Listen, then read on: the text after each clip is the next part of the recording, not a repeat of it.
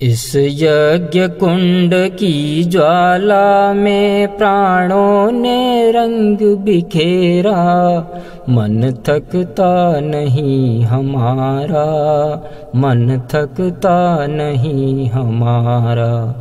यहाँ अमृत के 2 प्याले पीकर लगता नहीं किनारा, मन थकता नहीं हमारा। भुवत्सः तस्य वितुर्वरेण्यं भर्गो देवस्य धीमहि धियो यो न प्रचोदयात्।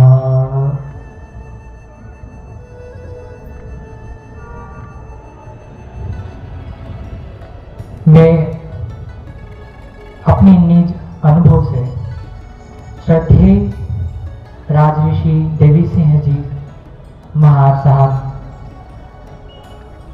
को अपने ही कुछ अनुभवों के माध्यम से, अपने व्यक्तित्व से उनको श्रद्धा सुमन अर्पित करना चाहता हूं। मंच पर आसीन सभी मेरे आदरणीय और मातृशक्ति के रूप में विराजित क्षत्राणियों को और सूर्य के प्रतीक यहाँ विराजित सभी क्षत्रिय, सभी को मेरी ओर से जय महामाया, जय रघुराय। जब मैं कुछ समय के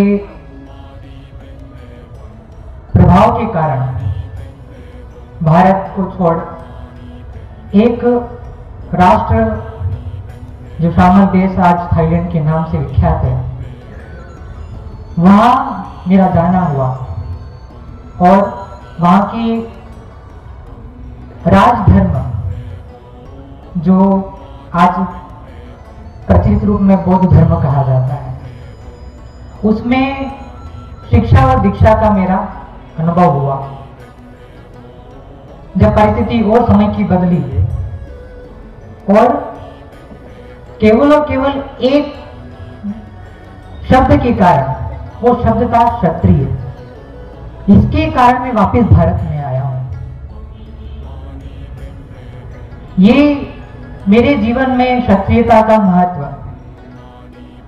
जन्मों जन्मांतर का है, इसी कारण आज मैं इसको गर्व के साथ हर जगह कहता हूं।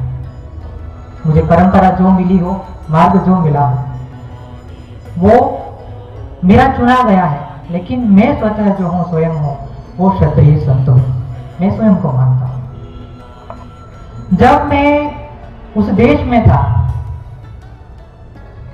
तो कुछ याद के कारण मैं बताता था कि मैं भारत में क्षत्रिय कुल से हूं। वहां के लोगों को इस शब्द से इतना लगाव है कि वो इतना सम्मान और बातें मुंह से पूछते थे कि गौतम सिद्धार्थ बुद्ध जो रहे हैं वो भी क्षत्रिय वंश के थे। हमने जब उनका पढ़ा, हमें बहुत, आप भी भारत के उस वंश से हैं, आप हमारे लिए सम्मानीय है।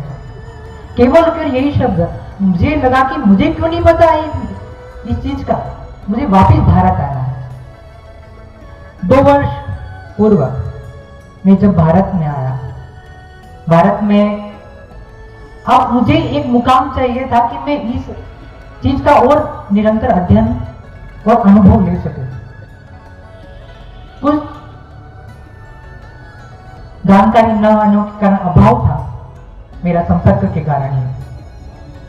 तो मैंने सोशल मीडिया का माध्यम चुना। जब वहां केवल क्षत्रिय लिखते और अपने अनुभव क्षत्रियों के, तो मुझे महाराज साहब की एक स्पीच मिली जिसमें उन्होंने समाज के पतन की बातें बता रहे थे।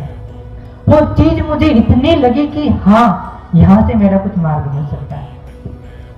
मैं साक्षात रूप में महाराज साहब से नहीं मिला, लेकिन उनके विचारों का साक्षात्कार मुझे जरूर हुआ है। इतना मुझे गर्व है।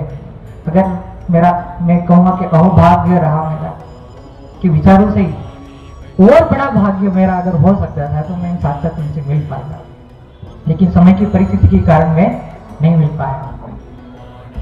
लेकिन फिर भी समय और योग माया की, इस प्रकृति की ये एक वरल और तरल प्रवाह है कि मैं वापिस आज इस दिन के लिए यहाँ उपस्थित हूँ। अपने आप को अब वर्षाली मानता हूँ, बड़भागी मानता हूँ कि मैं इस सभा में उपस्थित हो पाया। श्रद्धा सुमन और यहाँ बात करी गई वापिस की संकल्प वाली, तो मेरे जीवन में संकल्प केवल और केवल मेरी देह चेतना के लिए नहीं, बल्कि देह चेतना के आरंभ मेरे कुल और मेरे खानदान से भी है। मैं जानना चाहता हूं क्योंकि जितने भी इतिहास वाली बातें रही हैं वो किस प्रकार से आज विडंबित हो चुकी है, विकृत हो चुकी है, मैंने खुद नहीं जाना। जब मैं यूरोपीय एक वेदांत को जानने वाले आचार्य रहे हैं डेविड जर्ली, मैं उनकी कुछ बातें अध्ययन कर रहा था, तो वो कहते हैं कि राजकुमार सिद्धार्थ ने जब जहां बात हो चुकी है अभी कि उन्होंने जिस धर्म की बात करी, जिस धर्म को उन्होंने पुनर्जागृत किया, वो शास्त्र धर्म ही था और उसी के अनुशासन पर आज बौद्ध राष्ट्र, बौद्ध देश जो कहे जाते हैं, उनमें उन भिक्षु संघ का संचालन उसी तरीके से होता है। ये मैंने आज भारत में भ्रमण करते हुए अपने क्षत्रिय परिवारों में जाकर ये देखा है। मुझे पता चला कि वही के वही तो नियम है, वहां संन्यास को लेकर कर रहे हैं या गृहस्थ जीवन में वही जीवन को अपना रहे हैं।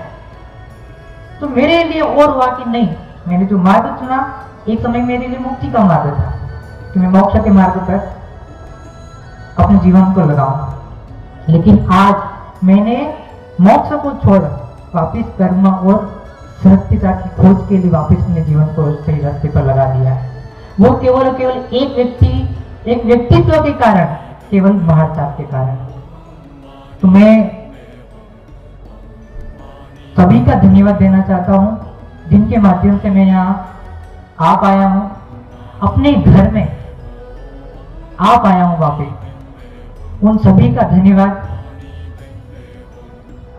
और जीवन में अपने अनुभवों पर चलते हुए मैंने नवीनता को महसूस किया है आज के युवा वर्गों में कि वो आज कुछ चाहते हैं कि हमें एक मार्ग, एक विधि मिले, एक तरीका मिले कि जिसमें हम अपनी ही बातों का स्वीकार और चरितार्थ वाली विधि को अपना लें। लेकिन सभी जगह कहीं न कहीं इस चीज की कमी है, वो केवल अध्यात्म के कारण ही कमी है। अध्यात्म का शुरुआत कहां से होती है? शास्त्रों से। शास्त्र का अध्ययन में मलुका साहब ने जब गीता की बात कही, मेरे लिए आश्चर्य था कि ये गीता के 8 अध्यायों की बातें हमारे घरों में केवल किस समय होती है? कोई मर जाता है तो उसके मोक्ष के लिए क्या अध्याय का ये महात्म बताया है कि सुना दो तो मोक्ष हो जाए। उन महात्म को ही पढ़ते रह गए, श्लोकों के अर्थ को समझा ही नहीं। मैंने सभी जगह जाकर देखा है, उस समय को भी देखा है जब भी अंधविश्वास किया जाता है। मेरे लिए अंधविश्वास है कि कभी उन श्लोकों को अर्थ सही समझाने की बात किसी ने नहीं कही, क्योंकि कहीं न कहीं ज्ञान की विकृति थी, अभाव था। हम किसी और पर डिपेंड हो चुके थे कि ये जो बता रहे वही सही, हमने अपना खुद मत लगाया ही नहीं। आज जरूरी है कि हर युवा वर्ग के पास एक गीता हो, सत्य वाली हो, जिसमें सत्यता की बातों को उदाहरणों के साथ दिया गया हो। मैं कल बढ़ रहा था तो श्री कृष्ण गीता मुझे मेरे विचारों पर खरी उतरी।